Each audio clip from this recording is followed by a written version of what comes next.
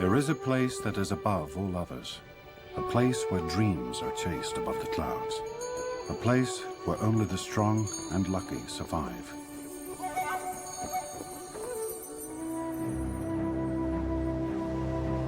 The top of the world, where the wind is fiercest, is a desolate, deathly place where humans cannot live. Every breath burns the lungs like cold fire. Many have died there on the mountain known as Everest.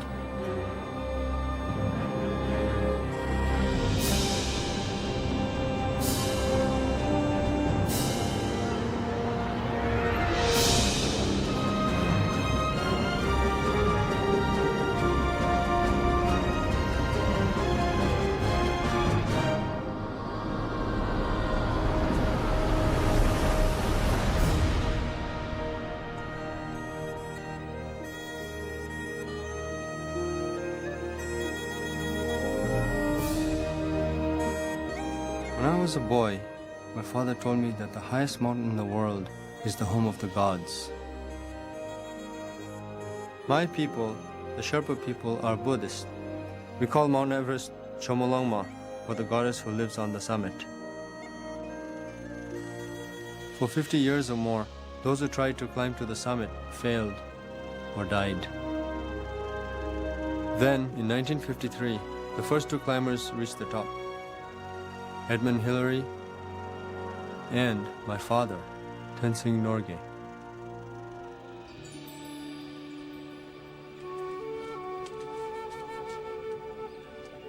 When I was just 5 years old, I lit butter lamps to honor the mountain gods who protected my father at the top of the world.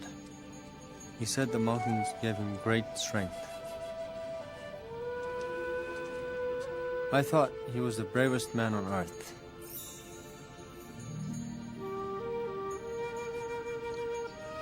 Now, 43 years after his great climb on Everest, I'm training for my own summit attempt.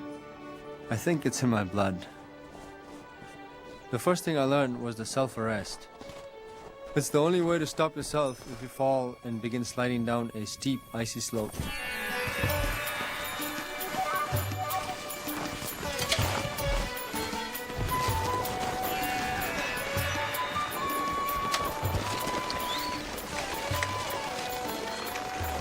My father was a hero. Before he passed away, my father warned me about the dangers on Everest. But I always felt kind of a hunger inside to live up to his legend. So I have to try it. This spring, Jamling will join an Everest expedition led by Ed Viesturs of Seattle. Ed has climbed Everest 4 times. He trains every day, even when he's on vacation in Utah. Well, I brought together a team of highly skilled climbers to assist a scientist who's studying the geology of the Everest region. This year, Paula, my fiancée, will be our base camp manager. We're going to Everest just 2 weeks after we get married. I figured Everest would be a cheap place to honeymoon.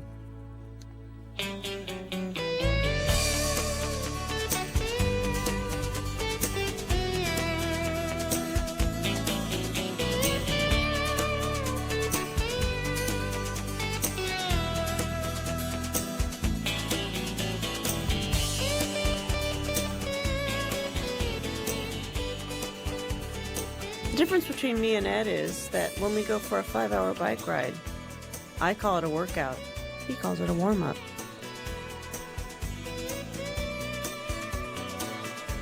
The third lead climber of this Everest team will be an accomplished young mountaineer from Barcelona.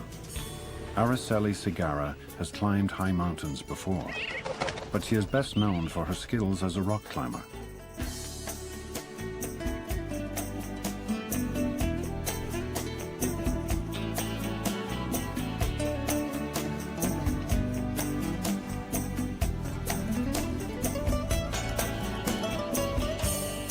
I like to go to the beach and just hang out, but I prefer climbing mountains.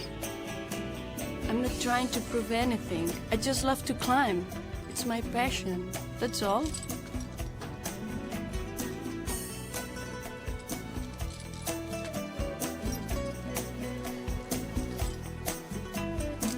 If she makes it to the top of Everest, Araceli will be the first Spanish woman in history to do so.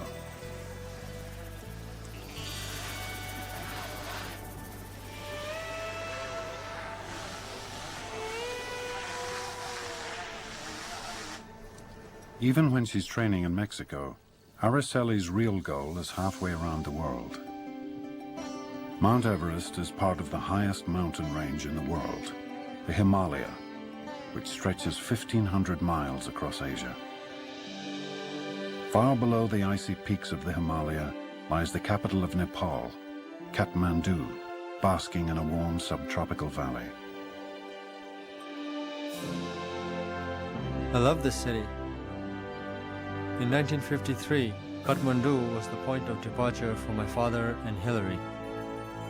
On March 15th, my teammates and I gather here to make final plans.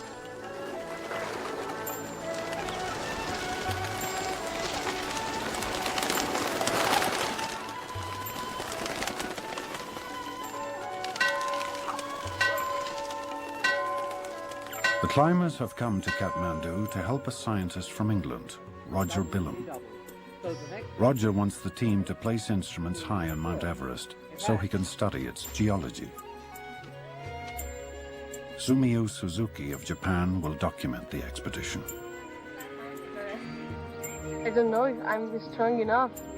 I've never climbed Everest. I need to see it. We have 3 tons of gear all told, and probably half to 2/3 of that might be food. It's been in my dreams, ever since I was a kid to climb. Tomorrow we helicopter up into the foothills of Everest.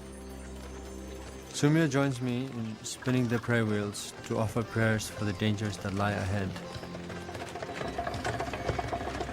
And when I saw the rickety old Russian helicopter Ed had rented, I figured we'd need all the prayers we could get.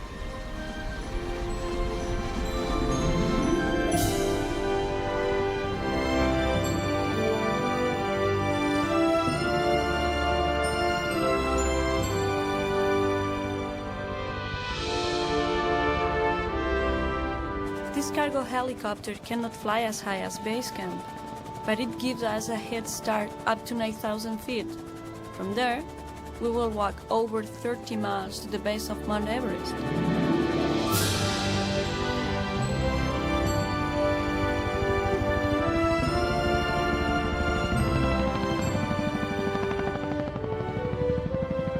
I love to climb the highest mountains in the world.